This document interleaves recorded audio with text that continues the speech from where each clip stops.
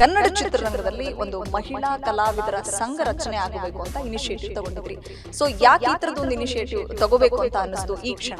But ನಮಗೆ women's ಒಬ್ರು incharge ಇಲ್ಲ ಆರ್ಟಿಸ್ಟ್ ಅಸೋಸಿಯೇಷನ್ ಅಲ್ಲಿ. ಸೊ ಅದಕ್ಕೆ ಒಂದು ಸ್ಟ್ರೆಚ್ಡ್ ಔಟ್ ಕಮ್ಯುನಿಟಿ, ಒಂದು ಅದಕ್ಕೆ ಇನ್ನೂ ಒಂದು ದೊಡ್ಡ ಕಮ್ಯುನಿಟಿ ಮಾಡ್ಬಿಟ್ಟು ಆರ್ಟಿಸ್ಟ್ ಅಸೋಸಿಯೇಷನ್ ಸಂಘ ಆಗಿರಲಿ, women's artist association SWAA, Sandalwood women artist association ಅವಶ್ಯಕತೆ ಖಂಡಿತವಾಗ್ಲೂ ಇದೆ. ನಿಮ್ ತಲೆಯಲ್ಲಿ ಯಾರನ್ನ ಕೂರಿಸಬೇಕು ಅಂತ ಇದೆ, ಅಥವಾ ತಾವೇ ಅದರದ ಉಸ್ತುವಾರಿನ ವಹಿಸ್ಕೊಳ್ಬೇಕು ಅನ್ನೋ ತರದ್ದು ಏನಾದ್ರೂ ಆಲೋಚನೆಗಳಿದೆಯಾ ಅನ್ನೋದು? ಒಬ್ರು ಹಿರಿಯ ನಟಿಯರು ಒಬ್ರು ಬೇಕು, ಒಬ್ರು ನಮ್ಮ ಏಜ್ ಅಲ್ಲಿ ಮಿಡ್ ಏಜ್ ಅಲ್ಲಿ ಇರೋರು ಬೇಕು, ಇನ್ನೊಬ್ರು ಹೊಸದಾಗಿ ಜಾಯ್ನ್ ಆಗಿರೋರು 25-30 ಇಯರ್ಸ್ ಆ ತರ ಒಬ್ರು ಬೇಕು. ಹಕ್ಕು ಪತ್ರದಲ್ಲಿ ನಾವು ಕನ್ನಡ ವರ್ಷನಲ್ಲೂ ಇಂಗ್ಲಿಷ್ ವರ್ಷನಲ್ಲೂ ಅವರಿಗೆ ಒಂದು PDF ಕಳಿಸಲಾಗುತ್ತೆ. ನಮಗೆ ಏನಾದ್ರೂ ಪ್ರಾಬ್ಲಮ್ ಅಂದ್ರೆ ಆದ್ರೆ ನಾವು ಪೊಲೀಸ್ ಅವ್ರ ಹತ್ರ ಹೋಗ್ತೀವಿ, ಪೊಲೀಸ್ ಅವರು ಬಗೆಹರಿಸ್ತಾರೆ. ನಾವೇ ಬಗೆಹರಿಸ್ಕೊಂಡೇ ಜೀವನ ಮಾಡಿದ್ರೆ ನಮ್ಗೆ ಪೊಲೀಸ್ ಹತ್ರ ಹೋಗೋ ಒಂದು ಅವಶ್ಯಕತೆ ಇರುತ್ತಾ? ಸ್ಯಾಂಡಲ್ವುಡ್ ನಲ್ಲಿ ಮಹಿಳಾ ಕಲಾವಿದರ ಸಂಘ ರಚನೆ ಆಗಬೇಕು ಅಂತ ಹೇಳ್ಬಿಟ್ಟು ಬಹುಭಾಷಾ ನಟಿ ಸಂಜನಾ ಮೇಡಮ್ ಅವರು ಒಂದು ಇನಿಷಿಯೇಟಿವ್ ತಗೊಂಡಿದ್ದಾರೆ. ಈಗಾಗಲೇ ಅವರು CM ಸಾಹೇಬ್ರನ್ನ ಭೇಟಿ ಮಾಡಿದ್ದಾರೆ.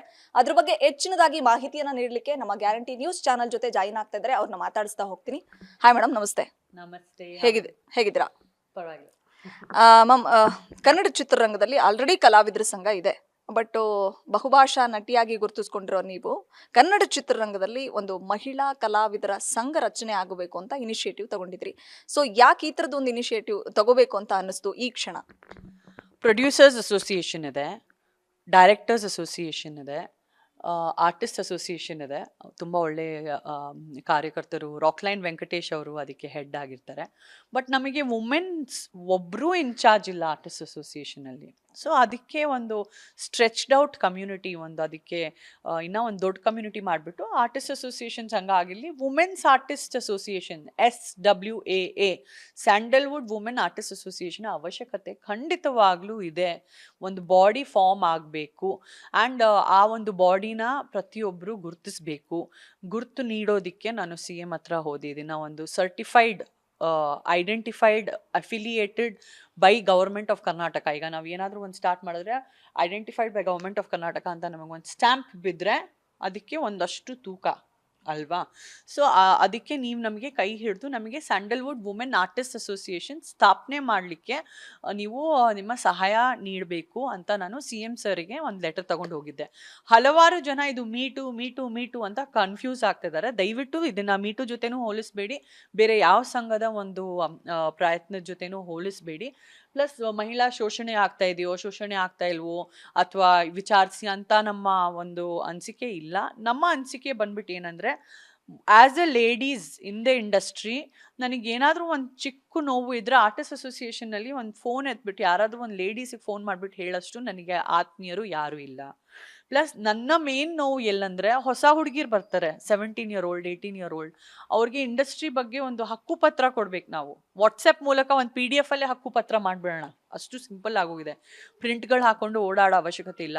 ಆ ಹಕ್ಕು ಪತ್ರದಲ್ಲಿ ಒಂದು ಹೊಸ ಹುಡುಗಿ ಹೇಗೆ ನಡ್ಕೊಬೇಕು, ಅವರ ಸೇಫ್ಟಿಗೆ ಅವ್ರು ಏನೇನು ಮಾಡ್ಕೊಬೇಕು ಅಂದರೆ ಬೇಸಿಕ್ ಮೆಷರ್ಸ್ ಲೈಕ್ ಶೂಟಿಂಗ್ ಒಬ್ಬರೇ ಹೋಗಬಾರ್ದು. ಫಸ್ಟ್ 5-6 ಮೂವೀಸಲ್ಲಿ ಗೊತ್ತಿರಲ್ಲಮ್ಮ 17 year old 18 year old ಹುಡುಗಿರಿಗೆ.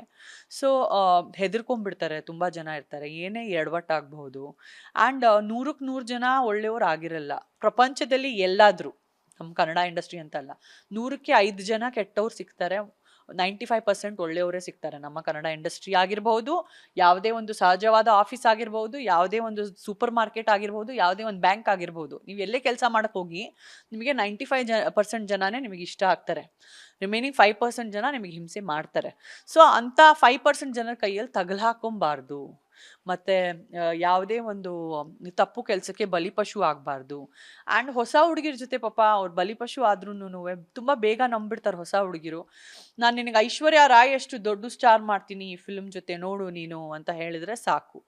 ಆ ದಿನ ರಾತ್ರಿ ಬಾ ಇವತ್ತು ರಾತ್ರಿ ಡಿನ್ನರ್ಗೆ ಹೋಗೋಣ ಅಂದರೆ ಸಾಕು, ಹೋಯ್ತು, ಬೇಳೆಗೆ ಬಿದ್ದು ಹೋಗ್ತಾರೆ. ಬಟ್ ಈಗ ಇಂಥ ಒಂದು ಸಿಚುವೇಶನ್ಸ್ನ ನೀವು ಎದುರಿಸ್ಬೇಕಂದ್ರೆ, ನಿಮ್ಮ ಜೊತೆಗೆ ನಿಮ್ಮ ತಾಯಿ ಇದ್ರು ಅಥವಾ ನಿಮ್ಮ ತಂದೆ ಇದ್ರು ಅಂದರೆ, ತಾಯಿನೂ ಜೊತೆಗೆ ಡಿನ್ನರ್ಗೆ ಹೋಗ್ತಾರೆ, ತಂದೆನೂ ಜೊತೆಗೆ ಡಿನ್ನರ್ಗೆ ಹೋಗ್ತಾರೆ, ನೀವು ಸೇಫ್ ಆಗಿ ಹೋಗ್ತಿರಲ್ಲ. ಸೊ ಬಟ್ ಈ ಹೊಸ ಹುಡುಗಿಗೆ ಮತ್ತೆ ಚಿಕ್ಕ ಚಿಕ್ಕ ವಯಸ್ಸಲ್ಲಿರೋ ಬಾಯ್ಸೇ ಇರಬಹುದು, ತುಂಬಾ ಉಗಿಸ್ಕೊಳ್ತಾರೆ ಶೂಟಿಂಗ್ ಲೊಕೇಶನಲ್ಲಿ. ಯಾರು ಹೇಳ್ಕೊಡೋದು ಇದೆಲ್ಲ? ಯಾರು ಹೇಳ್ಕೊಡೋರು ಇಲ್ಲ. ಒಂದು ಹಕ್ಕುಪತ್ರ ರೆಡಿ ಮಾಡೋಣ. ಈ ಹೊಸ ಹುಡುಗಿಗೆ ಆ ಹಕ್ಕುಪತ್ರದಲ್ಲಿ ಕಂಪಲ್ಸರಿ ಆದ ನಿಯಮಗಳು ಏನಿದೆಯೋ ಅವ್ರು ಫಾಲೋ ಮಾಡಲೇಬೇಕು ಎಂಬೋ ನಿಯಮಗಳು ನಾವು ಅವ್ರಿಗೆ ಬರ್ದ್ಕೊಳ್ಳೋಣ. ಏನು ನಿಯಮಗಳು? ಬೇಸಿಕ್ ಸ್ವಲ್ಪ ನಿಯಮಗಳು ನಾನು ಹೇಳ್ತೀನಿ ನೋಡಿ ನಿಮಗೆ. ಶೂಟಿಂಗ್ ಲೊಕೇಶನ್ಗೆ ಒಬ್ಬರೇ ಹೋಗಬಾರ್ದು. ಬೆಂಗಳೂರಲ್ಲಿ ಆಗಿರ್ಬೋದು, ಬೆಂಗಳೂರು ಆಚೆ ಆಗಿರ್ಬೋದು, ಶೂಟಿಂಗು ಎಲ್ಲೇ ಆಗಿರ್ಬೋದು, ಮನೆಯಿಂದ ಒಬ್ಬರನ್ನ ಖಂಡಿತವಾಗ್ಲೂ ಕರ್ಕೊಂಡು ಹೋಗಿ. ಬೆಂಗಳೂರೇ ಅಲ್ಲ, ಔಟ್ ಆಫ್ ಸ್ಟೇಷನ್ ಇದ್ರೆ 1+1 ಫ್ಲೈಟ್ ಟಿಕೆಟ್ ಕೇಳಿ. ಫ್ಲೈಟ್ ಟಿಕೆಟ್ ಕೊಡ್ತಾ ಇಲ್ವಾ? No problem. ಅಟ್ಲೀಸ್ಟ್ ಒಂದು ವಾಲ್ವೋ ಬಸ್ ಟಿಕೆಟ್ ಆದರೂ ಕೇಳಿ. ನನಗೂ ಒಂದು ನನ್ನ ಪರಿವಾರದ ಒಬ್ಬರು ನನ್ನ ಜೊತೆಗೆ ಬರ್ತಾರೆ ಅಂತ. ಆ್ಯಂಡ್ ಹಗಲೇ ಆಗಿರ್ಬೋದು, ರಾತ್ರಿನೇ ಆಗಿರ್ಬೋದು, ಶೂಟಿಂಗ್ಗೆ ಒಬ್ಬರೇ ಹೋಗಬೇಡಿ. ಈ ಎಲ್ಲ ಒಂದು ಬೇಸಿಕ್ ಮೆಷರ್ಸ್. ಮತ್ತು ಗೌರವಿತವಾಗಿ ನಡೆಸ್ಕೊಳ್ಳಿ. ನಿರ್ದೇಶಕರಿಗೆ ಗೌರವಿಸಿ, ನಿರ್ಮಾಪಕರಿಗೆ ಗೌರವಿಸಿ. ಅಂದರೆ ಇದೊಂದು ಬರೀ ಒಂದು ಲೈಂಗಿಕವಾಗಿ ಫೀಮೇಲ್ ಸೆಂಟ್ರಿಕ್ ಹಕ್ಕುಪತ್ರ ಅಲ್ಲ, ಇದು ನ್ಯೂಟ್ರಲ್ ಆಗಿ. ಆ್ಯಂಡ್ ನಿಮ್ಮ ಒಂದು ಸಿನಿಮಾ ಸೈನ್ ಮಾಡಿದ್ರೆ ಕಾಂಟ್ರಾಕ್ಟೇ ಹಾಕ್ಕೊಳ್ಳಲ್ಲ. ಬಾಯ್ ಮಾತಲ್ಲಿ ಹೇಳ್ತಾರೆ, ನೋಡಮ್ಮ ನಿನಗೆ 1 ಲಕ್ಷ ಸಂಭಾವನೆ, ಆಮೇಲೆ 25,000 ಕೊಡ್ತಾರೆ, ರಿಮೈನಿಂಗ್ 75,000 ಕೊಡೋದೇ ಇಲ್ಲ. ಹೊಸ ಆರ್ಟಿಸ್ಟ್ಗಳು ಬಂದಾಗ ತುಂಬಾ ಜನ ಆ ಥರ ಮಾಡ್ತಾರೆ. ಎಲ್ಲರೂ ಆ ಥರ ಫ್ರಾಡ್ ಇಲ್ಲ, ಕೆಲವೊಬ್ರು ಅಂತೂ ಇದ್ದಾರೆ ಆ ಥರ.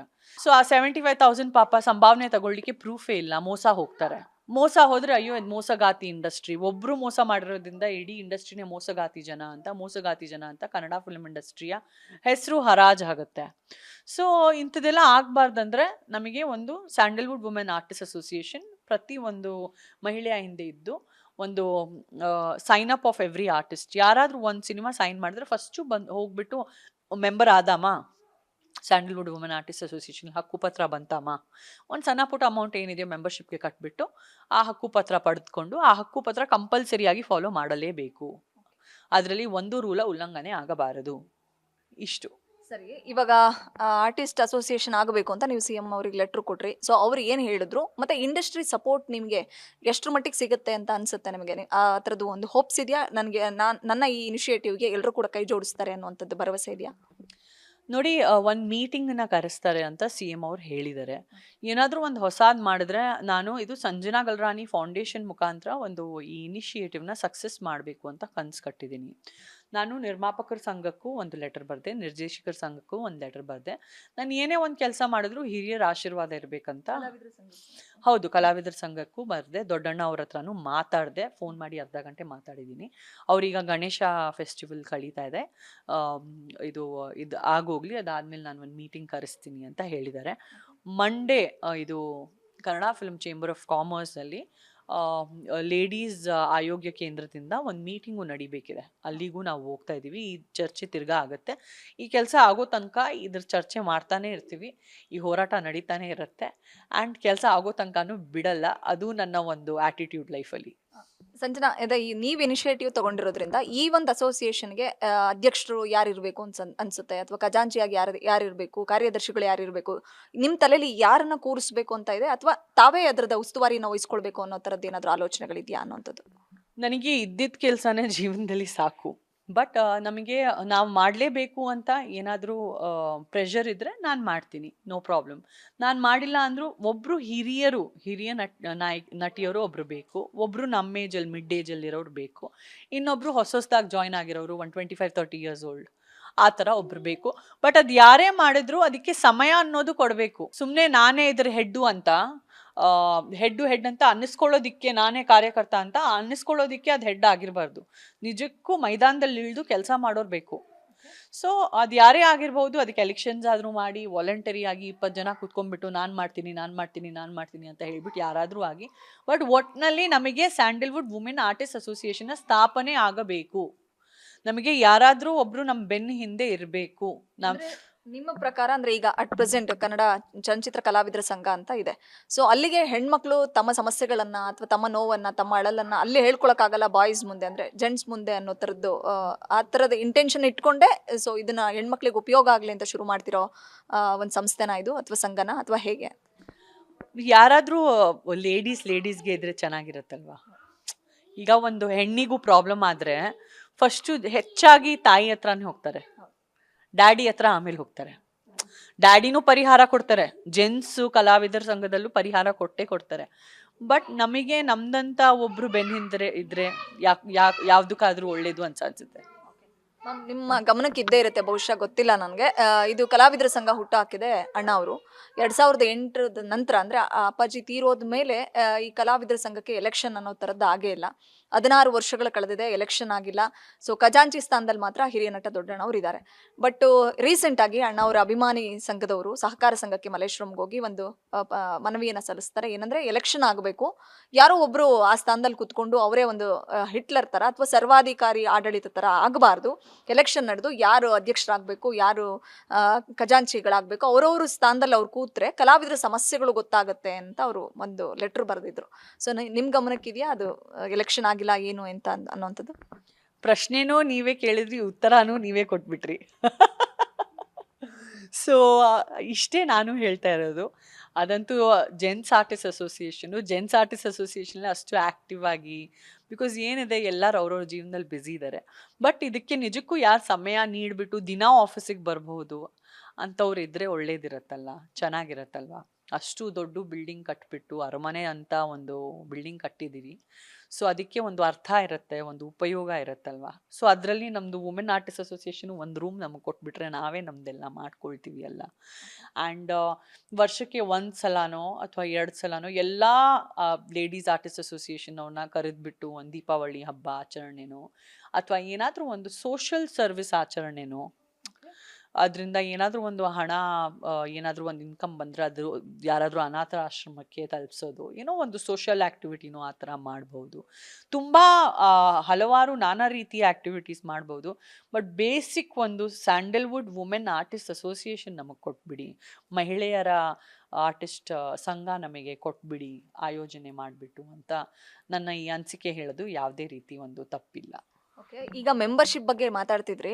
ಅದು ನಾನು ಮಾತಾಡಲೇಬೇಕು, ಯಾಕಂದ್ರೆ ಕಳೆದ ಒಂದೂವರೆ ದಶಕಗಳಲ್ಲಿ 15 ವರ್ಷದಲ್ಲಿ ಸೊ ತುಂಬಾ ಜನ ಕಲಾವಿದರು ನಮ್ಮ ಇಂಡಸ್ಟ್ರಿಗೆ ಬಂದು ಹೋಗಿದ್ದಾರೆ. ಸುಮಾರು 500 ಜನ ಅಂತ ಒಂದು ಮಾತಿದೆ. ಸೊ ಬಟ್ ಅಲ್ಲಿ ಮೆಂಬರ್ ಆಗಿರೋರು ಬರೀ 70-80 ಜನ ಅಷ್ಟೇ ಅಂತೆ ಕಲಾವಿದರ ಸಂಘದಲ್ಲಿ. ಬಟ್ ನೀವು ಆರಂಭದಲ್ಲೇ ಇನಿಷಿಯೇಟಿವ್ ತಗೊಳ್ತಾ ಹೇಳ್ತಾ ಇದ್ರಿ, ನಮ್ಮ ರೂಲ್ಸ್ ರೆಗ್ಯುಲೇಷನ್ಸ್ ಫಾಲೋ ಮಾಡಬೇಕು, ಮೊದಲು ಮೆಂಬರ್ ಆಗಬೇಕು ಅನ್ನೋಂಥದ್ದು.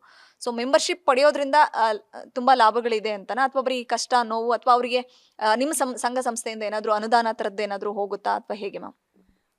ನಮ್ಮ ಸಂಘದಿಂದ, ಸ್ಯಾಂಡಲ್ವುಡ್ ವುಮೆನ್ ಆರ್ಟಿಸ್ಟ್ ಅಸೋಸಿಯೇಷನ್ ಇಂದ ಅವ್ರಿಗೆ ತುಂಬಾ ಅಮೂಲ್ಯವಾದದ್ದು ಏನು ಪಡಿತಾರಂದ್ರೆ ವಿದ್ಯೆ ಪಡಿತಾರೆ.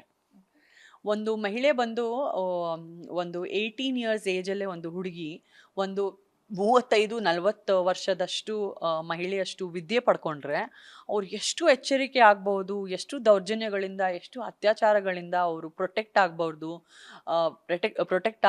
ತನ್ನನ್ನು ತಾನೇ ಅವರು ಹೇಗೆ ಚೆನ್ನಾಗಿ ಕಾಪಾಡ್ಕೊಬಹುದು, ಹೇಗೆ ನಡವಳಿಕೆ ಇರಬೇಕು ಅಂತ ಆ ಒಂದು ಹಕ್ಕು ಪತ್ರದಲ್ಲಿ ನಾವು ಕನ್ನಡದಲ್ಲೂ, ಕನ್ನಡ ವರ್ಷನಲ್ಲೂ ಇಂಗ್ಲಿಷ್ ವರ್ಷನಲ್ಲೂ ಅವರಿಗೆ ಒಂದು PDF ಕಳಿಸಲಾಗತ್ತೆ. ಮೆಂಬರ್ ಆದಮೇಲೆ ಅವ್ರದ್ದೊಂದು ಯೂನಿಕ್ ಐಡೆಂಟಿಫಿಕೇಶನ್ ನಂಬರ್ ಕಳಿಸಲಾಗತ್ತೆ. ಅದು ಓದ್ಬಿಟ್ಟು ಅವ್ರು ಎಷ್ಟು ಹೇಗೆ ಅವ್ರ ಚೌಕಟ್ಟಲ್ಲಿ ಅವ್ರು ಇರಬೇಕು, ಮತ್ತು ಹೇಗೆ ಅವರು ಸೀಮೆನಲ್ಲಿ ಅವ್ರು ಇರಬೇಕು, ಹೇಗೆ ಅವರನ್ನು ಅವರೇ ಕಾಪಾಡ್ಕೊಬೇಕು. ನಮಗೇನಾದರೂ ಪ್ರಾಬ್ಲಮ್ ಹೋದರೆ ಆದರೆ ನಾವು ಪೊಲೀಸವ್ರ ಹತ್ರ ಹೋಗ್ತೀವಿ, ಪೊಲೀಸ್ ಅವರು ಬಗೆಹರಿಸ್ತಾರೆ. ನಾವೇ ಬಗೆಹರಿಸ್ಕೊಂಡೇ ಜೀವನ ಮಾಡಿದ್ರೆ ನಮಗೆ ಪೊಲೀಸ್ ಹತ್ರ ಹೋಗೋ ಒಂದು ಅವಶ್ಯಕತೆ ಇರುತ್ತಾ? ಇರಲ್ಲ. ಈಗ ನಾನು 12 ಗಂಟೆ ರಾತ್ರಿ ಕೆಳಗೆ ಹೋದ್ರೇ ನನ್ನ ಜೊತೆ ಕ್ರೈಮ್ ಆಗುತ್ತೆ. ಅದಾದ್ಮೇಲೆ ನಾನು ಪೊಲೀಸ್ ಹತ್ರ ಹೋಗ್ಬೇಕಾಗತ್ತೆ. ಭಗವಂತ 12 ಗಂಟೆ ಕೆಳಗೆ ಹೋಗೋದೇ ಬೇಡ ಒಬ್ಳೆ ಅಂತ ನಾನೇ ಬಗೆಹರಿಸ್ಕೊಂಡ್ರೆ there ends the matter. But ಅದು ನನಗೆ ಯಾವಾಗ ಬರುತ್ತೆ ಇಷ್ಟು ಬುದ್ಧಿ? ಒಂದು 30-35 ವರ್ಷ ಆದಮೇಲೆ ಬೇರೆಯವ್ರ ಅಷ್ಟು ಅನುಭವಗಳು ನೋಡಿಬಿಟ್ಟು, ಇಲ್ಲಾಂದರೆ ನನ್ನ ಮೇಲೆ ಏನಾದರೂ ಆಗೋಗಿದೆ ಅದಾದಮೇಲೆ ನನಗೆ ಬುದ್ಧಿ ಬರುತ್ತೆ. ಸೊ ಈ ಬುದ್ಧಿ ಹೇಳ್ತಾ ಇದ್ದೀವಿ. And we are protecting them by giving them knowledge. That is the biggest gift. ಇಂಡಸ್ಟ್ರಿಯಲ್ಲಿ ಯಾರನ್ನಾದ್ರೂ ಸಂಪರ್ಕ ಮಾಡಿದ್ರ ಮ್ಯಾಮ್? ಅಂದ್ರೆ ನಟಿಮಣಿಯರ ಪೈಕಿ ಯಾರಾದ್ರೂ ನಿಮಗೆ ಆಪ್ತರು ಅಥವಾ ಇವರು ಸೂಟಬಲ್, ಇವ್ರನ್ನ ಅಪ್ರೋಚ್ ಮಾಡಿದ್ರೆ ನನಗೆ ಸಪೋರ್ಟ್ ಮಾಡ್ತಾರೆ ಅನ್ನೋ ಥರದ್ದು ಯಾರನ್ನ ಅಪ್ರೋಚ್ ಮಾಡಿದ್ದೀರಾ?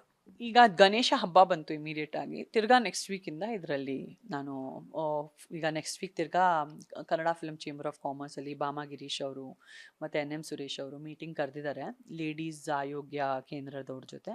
ಈ ಚರ್ಚೆ ಎಲ್ಲ ನೆಕ್ಸ್ಟ್ ಮಂಡೆಯಿಂದ ತಿರ್ಗಾ ಮುಂದೆ ಹೋಗುತ್ತೆ.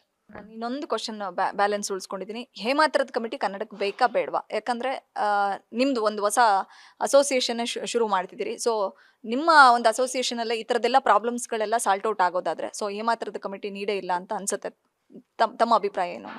ಹೇಮಾತರದ ಕಮಿಟಿ ಬಂದು advance level. First iPhone 1 use ಮಾಡೋಕ್ಕೆ ಕಲಿಯೋಣ, ಅದಾದಮೇಲೆ iPhone 2, iPhone 3, iPhone 4, iPhone 5 ಬರುತ್ತೆ. ನಮ್ಗೆ ಐಫೋನ್ 1 ಯೂಸ್ ಮಾಡಕ್ಕೆ ಬರಲ್ಲ ಅಂದರೆ ನೀವು ಐಫೋನ್ 16 ಕೊಟ್ಟರೆ ಅವ್ರು ಹೆಂಗೆ ಓದ್ತಾರೆ, ಹೆಂಗೆ ಯೂಸ್ ಮಾಡ್ತಾರೆ? ಒಂದು ಬೇಸಿಕ್ ಪ್ಲ್ಯಾಟ್ಫಾರ್ಮ್ ಮಾಡೋಣ, ಏನೇನು ರೂಲ್ಸ್ ಇದೆಯೋ ಇದರಲ್ಲೇ ನಾವು ಇಂಪ್ರೂವೈಸ್ ಮಾಡ್ಕೊಂಡು ಹೋಗೋಣ. Sandalwood women artist association part 1 rules ಆಗಿರ್ಬೋದು, ಪಾರ್ಟ್ 2 ಅಂತ ಇನ್ನೊಂದು ಚಾಪ್ಟರ್ ಹಾಕೊಳ್ಳೋಣ, ಪಾರ್ಟ್ 3 ಅಂತ ಸಮಯದ ಜೊತೆ ಅಪ್ಡೇಟ್ ಹಾಕೊಂಡು ಹೋಗೋಣ. ಅಟ್ಲೀಸ್ಟ್ ಒಂದು ಸ್ಯಾಂಡಲ್ವುಡ್ ವುಮೆನ್ ಆರ್ಟಿಸ್ಟ್ ಅಸೋಸಿಯೇಷನ್, ಮಹಿಳಾ ಆರ್ಟಿಸ್ಟ್ ಸಂಘ ಒಂದು ಅಟ್ಲೀಸ್ಟ್ ಸ್ಥಾಪನೆ ಆಗಲೇಬೇಕಲ್ವಾ ಅದಕ್ಕಿಂತ ಮುಂಚೆ.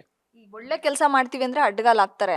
ಮೊನ್ನೆ ಸಾರಾ ಗೋವಿಂದ್ ಅವರು ಮಾತಾಡ್ತಾ ಹೇಳ್ತಾ ಇದ್ರು, ಫೈರ್ ಕಮಿಟಿ ಅಂದ್ರೆ ಯಾವ್ದ್ರಿ ಅದು ನನ್ಗೆ ಗೊತ್ತೇ ಇಲ್ಲ, ಸೊ ಫಸ್ಟ್ ಎಲ್ಲರೂ ವಾಣಿಜ್ಯ ಮಂಡಳಿಗೆ ಬನ್ನಿ ಅಂತ. ಸೊ ಮುಂದಿನ ದಿನಗಳಲ್ಲಿ ಕಲಾವಿದರ ಸಂಘ ಇದೆ ಅಷ್ಟೇ ಸಾಕು, ವುಮೆನ್ ಆರ್ಟಿಸ್ಟ್ ಅಸೋಸಿಯೇಷನ್ ಬೇಡ ಅಂತ ಕೆಲವ್ರು ಯಾರಾದ್ರೂ ಕಮೆಂಟ್ ಮಾಡಿದ್ರೆ ಏನ್ ಹೇಳ್ತಾರೆ ಅಂತವ್ರಿಗೆ? ನೋಡೋಣ, ನಮ್ಮ ಪ್ರಾರ್ಥನೆ ನಾವು ಮಾಡೋಣ, ಅದು ಬಂದಾಗ ಎದುರಿಸೋಣ. Thank you ma'am, all the best, ಒಳ್ಳೇದಾಗ್ಲಿ. ಇದಿಷ್ಟು ನಟಿ ಸಂಜನಾ ಅವರ ಮಾತುಗಳಾಗಿತ್ತು. ಸೊ ಕನ್ನಡ ಚಿತ್ರರಂಗದಲ್ಲಿ ಅಂದರೆ ಮಹಿಳಾ ಕಲಾವಿದರ ಸಂಘ ಸ್ಥಾಪನೆ ಆಗಬೇಕು, ಬರೀ ಇಲ್ಲೇನೋ ಶೋಷಣೆ, ದೌರ್ಜನ್ಯ, ದಬ್ಬಾಳಿಕೆ ನಡೀತಾ ಇದೆ ಅಂತಲ್ಲ. ಸೊ ಬಣ್ಣದ ಲೋಕದ ಕನಸೊತ್ತು ಸಾಕಷ್ಟು ಜನ ಆರ್ಟಿಸ್ಟ್ಗಳು ಕನ್ನಡ ಚಿತ್ರರಂಗಕ್ಕೆ ಬರ್ತಾರೆ. ಅವ್ರು ಹೇಗೆ ನಡ್ಕೊಳ್ಬೇಕು, ಮುಂದಿನ ದಿನಗಳಲ್ಲಿ ನನಗೆ ಆ ಥರದ್ದು ಬ್ಯಾಡ್ ಎಕ್ಸ್ಪೀರಿಯನ್ಸ್ ಆಯಿತು, ನನಗೆ ಅವಕಾಶಗಳು ಸಿಗಲಿಲ್ಲ, ನನಗೆ ಅವ್ರು ಸಪೋರ್ಟ್ ಮಾಡಲಿಲ್ಲ, ಈ ಥರ ತೊಂದರೆ ಆಗ್ತಿದೆ, ಕನ್ನಡ ಚಿತ್ರರಂಗ ಸರಿ ಇಲ್ಲ, ಈ ಥರದ್ದೆಲ್ಲ ಪಾಯಿಂಟ್ ಔಟ್ ಮಾಡಿ ಒಂದು ದಕ್ಷಿಣ ಭಾರತೀಯ ಚಲನಚಿತ್ರ ರಂಗದಲ್ಲಿ ನಮ್ಮ ಸ್ಯಾಂಡಲ್ವುಡ್ನ ಕೀಳ್ಮಟ್ಟಕ್ಕೆ ಇಳಿಸೋದ್ರ ಬದಲು ನಿಮ್ಗೆ ಏನು ಸಮಸ್ಯೆಗಳಿದೆ, ಯಾವ ರೀತಿ ನೀವು ಹೋಗಬೇಕು ಅನ್ನೋಂಥದ್ದನ್ನ ನಾನು ಗೈಡ್ ಮಾಡ್ತೀನಿ. ಸೊ ಮಹಿಳಾ ಕಲಾವಿದರ ಸಂಘದ ಸ್ಥಾಪನೆಯ ಇನಿಷಿಯೇಟಿವ್ ಅವ್ರು ತಗೊಂಡಿದ್ದಾರೆ. ಸೊ ನೋಡೋಣ ಮುಂದಿನ ದಿನಗಳಲ್ಲಿ ಈ ಒಂದು ಸಂಘ ಸಂಸ್ಥೆ ಯಾವ ಹಂತಕ್ಕೆ ಬೆಳೆದು ನಿಲ್ಲುತ್ತೆ ಅನ್ನೋದನ್ನ ಕಾದು ನೋಡಬೇಕಿದೆ. ಬೆಂಗಳೂರಿನಿಂದ ಕ್ಯಾಮ್ರಾ ಪರ್ಸನ್ ಗಿರೀಶ್ ಜೊತೆ Vishalakshi, entertainment bureau, guarantee news.